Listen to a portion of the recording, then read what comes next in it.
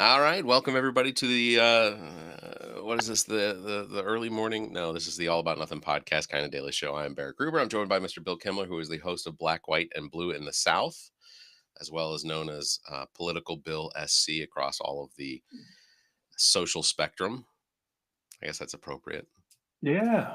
It's become much more of a darker colored spectrum over the course of the last couple of weeks, but I tell you, man, this 5:30 a.m., this is brutal here we today. go. I was up late last night editing for our next show Okay. that's releasing tomorrow, Wednesday morning. We're normally in a bi-weekly release mode, but Yeah. because of the Super Bowl this weekend, it's thrown a wrench into my plans. So instead of being able to record on Sunday, we've shuffled our schedule around a bit, and we're releasing a week early rather than keeping everybody hanging. So I'm just dog tired. This But is brutal, man. Brutal. but I didn't you record with it was Mike, right?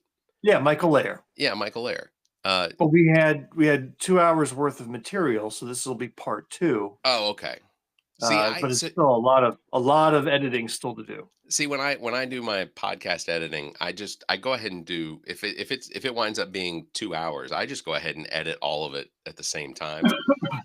No, I hear Um, you. But for me though, it takes about 5 hours to edit an hour's worth of material. yeah, that's So yeah, between all of the oohs and ahs and the ums and uhs and then the video side of things, I also yeah, edit. Then the notes. It's a lot to produce. yep, Maybe it's a lot, so I broke it up into two parts. yeah. That's fair. I get that. I get Hey, that. a great episode of All About Nothing, by the way, with Erica Sampson. She's good. Yeah, there were She's two good. takeaways I had. One had me cracking up. I don't know who made the observation, but somebody mentioned, maybe it was Zach, who said that Melania Trump and Donald Trump are starting to look alike. Like their facial scowls, their droopy demeanor, they're just always angry look.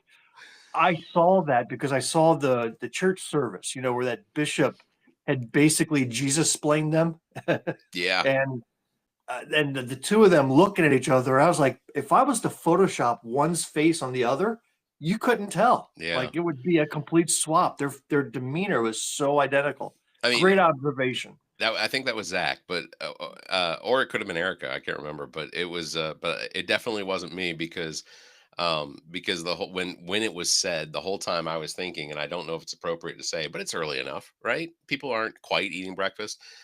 In order to make Melania look more like Trump, you'd have to give her one of those like the diseases or some sort of a biological something that would just make her face like just expand out, and then the skin would just start to. Indiana Jones The, probably did something about that. the other thing I took away was how you invented a new word. Oh God, And you used it several times. You came up with this word called besmudge. besmudged. You said besmudged about 3 or 4 times in that episode. And I knew you were trying to say besmirched because you're I talking about people's reputation, but you Yeah, kept saying besmudged. yeah, And I was like, you know what? I think I like this word. I yeah. want to contact Webster Merriam and see We're gonna what they make have it. to say if we can add it. We're gonna make it the word of 2020. It's Webster. It's gonna be Webster's word of 2025. Yes, If we can, besmudged.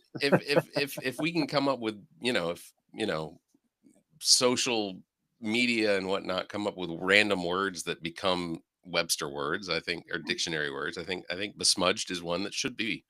Well, I fully appreciate how, in the midst of recording and talking, and you're trying to come up with material, sometimes English just doesn't work. I get it, you I know? My fear is that most of the people that listen to us don't think that we speak English anyway. Yeah, well, hey, ICE will be knocking at our door if you keep that up.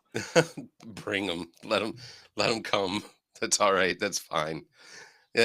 Look, I told a friend last night. I said, you know what, I was promised something over the course of the last 10 years, at least 4 times, that there would be a rapture, and if someone out there wants me to believe of the existence of some god that needs my loyalty, I would really appreciate for a rapture right now. Just prove it to me that this is what's going on, and just instantly just people disappear. That would be fantastic. I don't care if they go to heaven.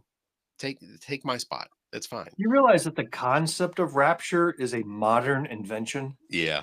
It's not doesn't go back to the ancient days. The Yeah. whole idea that a few chosen will be sucked up out of their clothes into the sky, I think was a 19th century invention Yeah. by some preacher that just somehow caught on and then became popularized in the 80s and 90s with those Left Behind the books whenever those came out. It seems to me like someone tried to come out with the easiest way to make a village disappear. It Yeah. almost feels like it was more of an American government plot for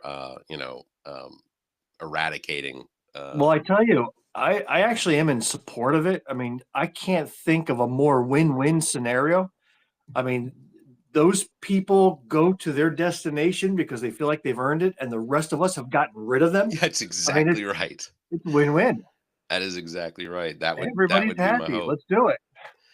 Hey, I was gonna bring this up. So Reuters did some polling on some of Donald Trump's executive orders recently. Um, and they ranked them. I guess the most popular, the one that's gotten overwhelming support, and it's the only one that actually has gotten overwhelming support, is the downsizing of the federal government. But this was before this poll was actually taken before they had, I guess, some of the executive orders like that Elon Musk is now going through the process of locking the doors at USAID to keep the employees out, or finding out now that he has access to the our federal payment system, whether that's Medicare payments to doctors and physicians that have performed services, or it's Social Security payments that go out to literally how many Social Security people that have Social Security. I think it's like in the 45 million or something like that. So this poll was taken before that. So I'm not exactly certain exactly how that would have affected the downsizing the federal government, because they also sent out an email trying to lay off 2.3 million federal employees. But the one that is the least popular, and it's one specifically that Donald Trump, in an interview with Theo Vaughn, which, why in God's name Donald Trump would go on Theo Vaughn's, except that, you know, to get the Theo Vaughn listeners, is ending requirements that government employees report gifts and investments. So that was an executive order number 13989 Well, I think that was was known as the Clarence Thomas rule that they right. wanted to get rid of, right? So I Yeah. think that's what Trump was doing, trying to cover for his buddies. Oh, and him, because I look at a lot of the, like, Meta now handing him $25 million, 22 Well, million of it's supposed to go to a library, but let's be a honest, there couple will of never things. be a First of library. all, as soon as I see the word poll in any article, I skip it. I'm done That's with fair. polls. That's A fair. poll of any type. I don't care if you're interviewing just one person and reporting the result, it's going to be wrong. I'm completely turned off on polls, whatever they say. I remember the being burned by polls over and over, but the one that killed me the most was that last poll. And thank Thought you. I thought I was hitting the mute button. Sorry. I think I just got my wings. That was wonderful. Uh, that one poll in Iowa just before the election that said Iowa was going to swing heavy for Kamala Harris, Right. and it was given by a very respected pollster who was very independent, who has accurately called elections for 1,000 years, and this one couldn't have been more wrong. And then she went ahead and retired. She said she was going to retire anyway, but it's gotten to the point where I think the Trump team is threatening a lawsuit or has filed a lawsuit Yeah. against her, claiming damages that this poll was intentionally harmful. So forget polls. Second thing is there's a downsizing of the federal government, but I would also say that there's a dumb sizing of it too. Sure. It's let's remove the count and let's put in people who are incompetent, inept, or intentionally harmful of the very department. Uh, I went shopping yesterday, dozen eggs, $9, right? Insane. And they decided to, or Trump decided to appoint this lady for the head of the USDA, the agriculture group, a lady who knew nothing about the avian bird flu. She says, "Well, I guess I got to get up to speed on that. I need to learn it." And I'm wondering, and this was some sort of donor to his campaign who has no experience, no knowledge, no understanding what the avian flu is, and we are in the midst of the worst crisis. You would sort of wish you had somebody who was part of the team being appointed to that role, Yeah. but no. Between that and every other agency, you've got the most inept, unqualified, without merit DEI hires. uh, eh, but you know what? I'm actually kind of sad that we use DEI now to insult others. Yeah. The DEI was a good program, but now when you see people saying, "Oh, Nancy Mace, you're a DEI hire," you're kind of buying into that besmudging of the phrase DEI, Yeah. and that's just wrong. And But he's intentionally putting in an all-white, inept, unqualified cabinet. so I had a conversation with one of the HR directors for the company I work for, and specifically because I wanted to understand, was there any plan to have this DEI abandonment? Was that going to affect our company? And she said, absolutely not. We don't have any federal contracts. We don't have any connection to. The only thing that our company has is that we have a lot of H1 B 7 whatever. We have a lot of individuals here in the United States from India that work on our contract, and they're spread out all over the country. But she said no, and we don't use DEI as a hiring practice. It's not really part of it's not it's not really part of the hiring process, but what it is it's it's employee outreach resources, or it's employee resource groups. um, that the DEI part of it is basically allowing for everyone to sort of have their own space that they can that others can come into if they don't understand, say, the transgender community. Then there is an employee resource group that was created under this idea of DEI. Basically it's just an idea. It's not really It's a it. way of being accommodating within reason to all employees so that they can be comfortable at work. It's Right. not coddling, it's not bending over backwards, but it's saying, "Hey, everybody has a right to work and we are a diverse species. Yeah. So let's work to make sure that." The best example of that is Governor Greg Abbott of Texas. He's a wheelchair bound individual. He wrote a missive saying that, Texas is going to squash out DEI wherever it's to be found. And yet they literally redid the governor's office and the Capitol there to make it wheelchair accessible so that he can work and be part of the organization of the government.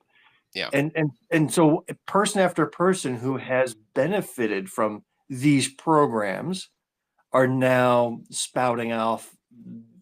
Here's what happens, Barrett. The conservative movement takes these phrases, which are established, defined phrases like DEI or CRT, then they change the definition.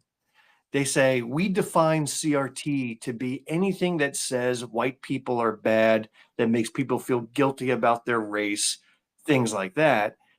But that's not what CRT is. Right. Yet in law, if you read the law, they will say CRT means the following, and it's something that isn't CRT. But then they don't mention the definition again. From that point forward, it's we're anti-CRT. Right. They're doing the same thing with DEI. They're taking DEI, redefining it to mean we're going to put in people based upon solely color or gender or whatever, regardless of qualification. And that's never what DEI has been about. That's not how DEI is defined, but they've redefined it, then they attack it. Yeah. And it's time to, I don't know, play some of those that same playbook back at them. Find some phrase that's dear to conservatives, redefine it, and then attack it. Yeah. It's just I don't understand how well, and unfortunately, I think a lot of people, their memory is just they're like goldfish. They don't they forget. because DEI hasn't, it's been around for what, at least 20 years, as far as I can remember, because even when I worked at NCR, they didn't call it DEI, but there were inclusive initiatives that were No, designed. it's been around for decades. Yeah, I mean, even I saw an article yesterday that Vince Lombardi was one of the early adopters of making sure his team and his organization was looking at everybody, yeah. making sure that everybody was given a chance to succeed within the Packers org. So it's been around as a concept forever, if not a formal department. I will. I also want to bring up that tomorrow, Wednesday, is the 50 protest, 50 states one day. Um, so I know Columbia, South Carolina, that from 2 o'clock to 4 o'clock there will be a protest in front of the Capitol building while session is legislative session is going on. I have not gotten a lot of details as far as whether there's any planned Well, this is speakers. where I think it's suspicious because there aren't a lot of details to be found. Yeah, This, and a lot of buzz on the social medias and people calling me, asking me, what's going on. There are no named organizers. I mean, this is compared to like the Women's March of right. 2017. You had a dozen organizers across the country that worked for weeks to put it together. They had plans, they had permits, they had safety protocols, they had communications, they had a communication network.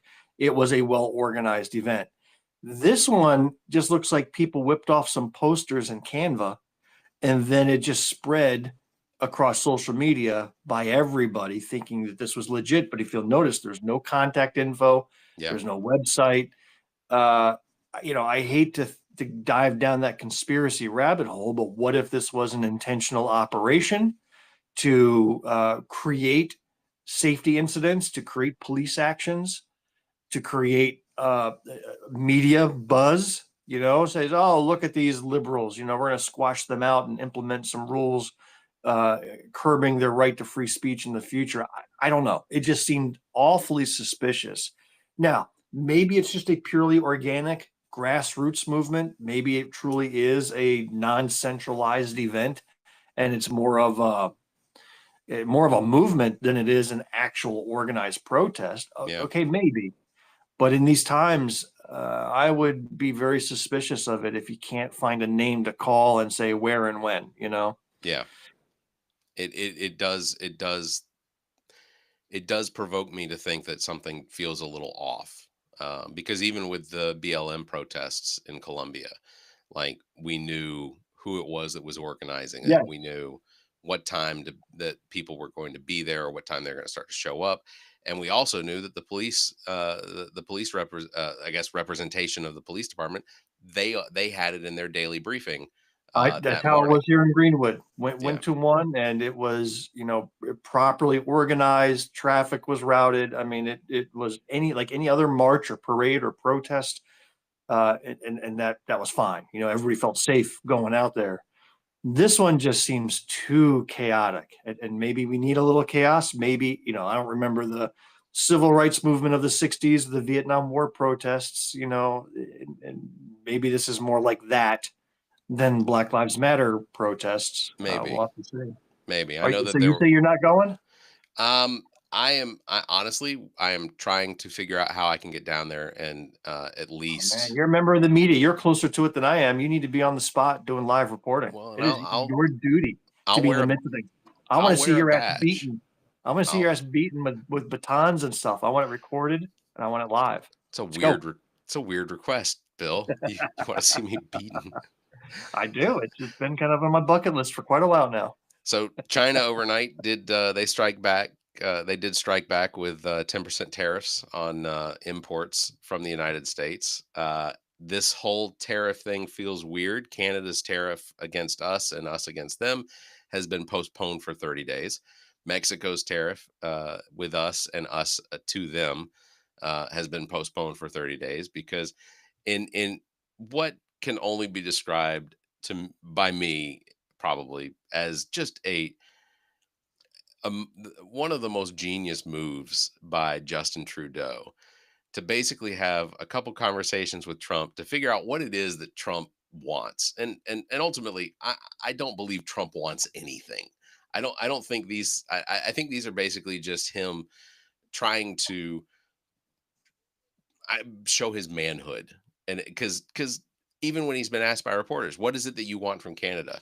Oh, they need to end what's that drug with the thing that kills? And oh yeah, and then he's just like fentanyl. Oh yeah, fentanyl. Yeah, we need to stop the fentanyl from coming in from Canada. So over the course of the last, I think it was the last 10 years, 43 pounds of fentanyl, less than 1% of all of the fentanyl that's come into the United States has come in through Canada, or has been caught as of coming in through Canada.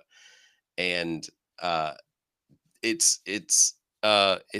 was really funny to watch because essentially Justin Trudeau had a tweet ready to go as soon as he got off the phone with Trump, and they had come up with an agreement that would, stave off this potential tariff, and basically saying we're going to invest 2 point something million dollars in, or some monetary amount into enforcing their border, putting 10,000 troops or 10,000 eyes on the border, technology, all these That things. was Mexico. Yeah. So Canada did the same thing. So Canada basically came out with virtually the same Well, thing. as I understand it, these were things that they've already done before and Exactly. and were doing again. So you got nothing new, but the genius wasn't Trudeau. The genius was Trump You think so? because it was a pure marketing ploy. From a marketing standpoint, what are his supporters seeing and hearing? Oh yeah, no, yeah, for Are they sure. seeing the reality? No, they're seeing my guy is fighting. Look how he got them to kowtow. Look at how tough he is with Colombia and with China and Canada and Mexico. He's getting everything he's asking for. America is back. That's what they are seeing, and Yeah. that's all Trump cares about. He's not Well, caring. He has never cared about reality. He has well, never cared about actual facts. the He's worried thing about his image. and the thing that they're not seeing probably because they're probably all on X, and they're probably, but the thing that they didn't see was that the agreement that Canada came back with was basically 99% of it was what they had already said they were going to do back in December. So like Yeah. mid-December they announced this plan already, because again, Donald Trump's memory is like a goldfish. And getting Mexico to put troops on the border, I mean, Biden did that last year, and he yeah, didn't tank the stock market doing so. right. He just kinda quietly did it, and to me, I think there's lessons to be learned there, that whoever our next presidential candidate is on the Democrat side needs to have 50% obnoxiousness about him or her, make claims that when the sun goes down, that he's negotiated an agreement, that he's threatening to prevent the sun from ever coming up again, unless he gets his way, and then at the last minute claim victory, and then watch as the sun comes up and take credit for it. I Yeah. mean, that's essentially what we're seeing happening in the Yeah. Trump administration. Yeah. Do you want your trash collected every Thursday? Well, guess what? If they don't do if you don't do what I want, then I'm going to make sure that, oh, you did what I want. Now your trash is getting picked up. Yeah, it's the most absurd way of consolidating power, or I don't really know how to describe it, because it's a con man's grift. And the fact that we still have half the population, and I don't even know if it's half the population. I still don't think that the true MAGA hearts are make up half of the voting population. I think that they still only make up about 12 to 15%, but they're the loudest ones. They're the ones that have, verifications on their check mark or their social media, because they can show articles where they've been reported on, but mostly because they're, like, they were sentenced to 3 months in jail for disrupting the public or it's the peace or whatever. I don't, it to me, it's just, I still have such a hard time understanding why so many people though are so easily conned. I just don't get it. Is it because of church? Like, is it possible that they've made themselves, they've they've evolved themselves into such I don't know. Is sheepish it time to individuals. be introspective? Is there anything you and I have been conned about? Oh yeah, 100%. What have you Um, been conned on? What have you fallen for? uh, I have. Well, let's see. I guess I don't know. Somebody tried to. It's a struggle. Yeah. I mean, I don't come up with like fundamental like things about life that I've been conned into, or that things that I know are provable or unprovable. Like I don't know. I've been conned into marriage. I mean, You know what? I'll claim that one too. My first cheers. my first marriage was definitely I was conned into that one for sure. Because it was because I was given an ultimatum. It was either we get engaged or we're done. And I was like, Aw, that's well, I so don't want to be romantic. done. How sweet. Well, it lasted about a year. So, and then thanks to South Carolina, it lasted another 3 years. Oh my. Yeah, so my divorces occurred in New York. So Oh, it was like going through a drive-through. It was wonderful. You know, I got fries with my divorce. It was awesome.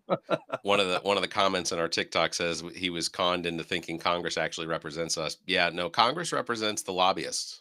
That's who most of Congress That's represents. too easy of a thing to say. I mean, uh, you know, do you really think Marjorie Taylor Greene is catering to lobbyists, or I think it's more likely she's just insane, Oh, I think right? she's insane. So Yeah, so I'm not gonna broad brush everybody with that. I do believe there are good Congress people out there. I do too. Um, Small heck, world. we've got a brand new Congresswoman here in SC3. Her name is Sherry Biggs.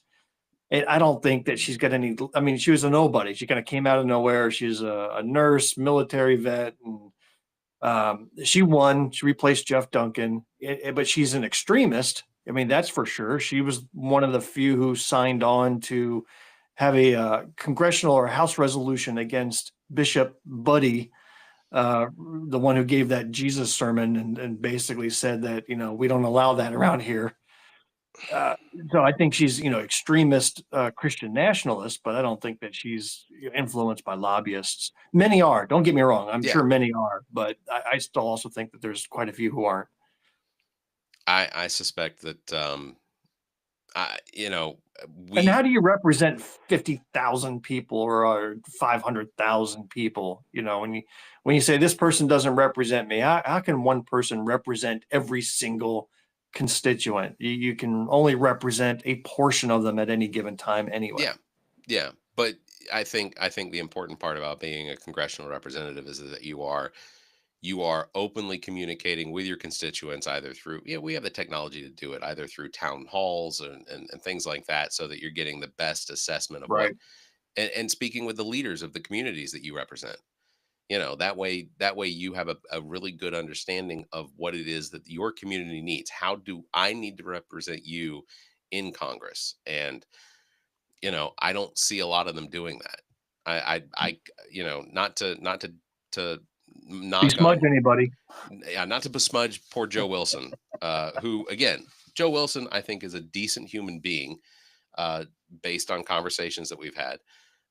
But I don't see him doing anything here in West Columbia, Columbia, Lexington, over to Aiken. I don't see him holding town halls, talking to, and maybe he is, but they're not on my radar.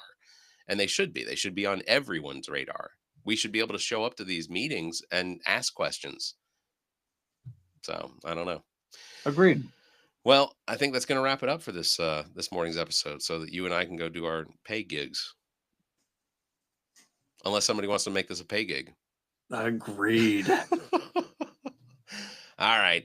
It's going to do it for this episode of the All About Nothing podcast, kind of daily show. I am Barrett Gruber. This has been Bill Kimler. You can follow him across social media at Bill or Political Bill SC. I am followed on social media at Barrett Gruber. You can follow Bill, who does the Black, White, and Blue in the podcast. New episode comes out tomorrow.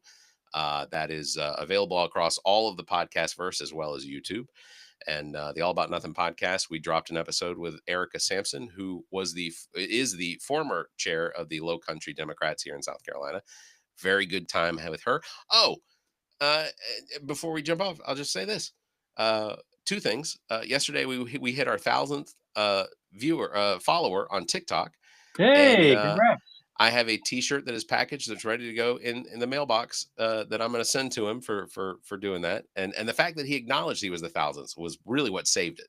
So it was Scott from Las Vegas, Nevada. Very And excited this to do was that for the All About Nothing, your first thousandth follower. on our All About Nothing TikTok. So it was Fantastic. very cool. I think we'll probably do another one of those once we get to, I don't know, maybe TikTok's going away. I'm sorry. I know people don't want to believe it, but the likelihood is it's going away. Hey, our next Um, episode tomorrow, we talk about the TikTok ban. I think you're going to get a kick out of it. I look forward to that. Also, news about Erica Sampson. Um, our big media little conglomerate here is going to be hosting a new podcast. Hey, I can't give out a whole lot of details. I can just tell you that it is going to be Erica Sampson. and Uh, you can't give out details because you just don't have it, as I I, understand you. It's I not that you're trying to keep it under wraps; it's that there's no details probably. well, I think that they would prefer to announce a lot of it, but I'll just say it's a podcast with Erica Sampson, Emily Mayer, and uh, Kirsten Pruitt. I don't know So Kirsten Pruitt. That's a name I don't know. it was I didn't know her until now. An outstanding individual. So this is Well, I look forward to it. yeah, we're looking at early March, but they're working on getting everything set up so that they can be ready. But that is going to be another podcast. So very excited about that. All All right, right. Bill. Well, thank you very much, everybody. You all stay safe, be kind, and keep your hands to yourself. Thank you, sir. Always, always a good time.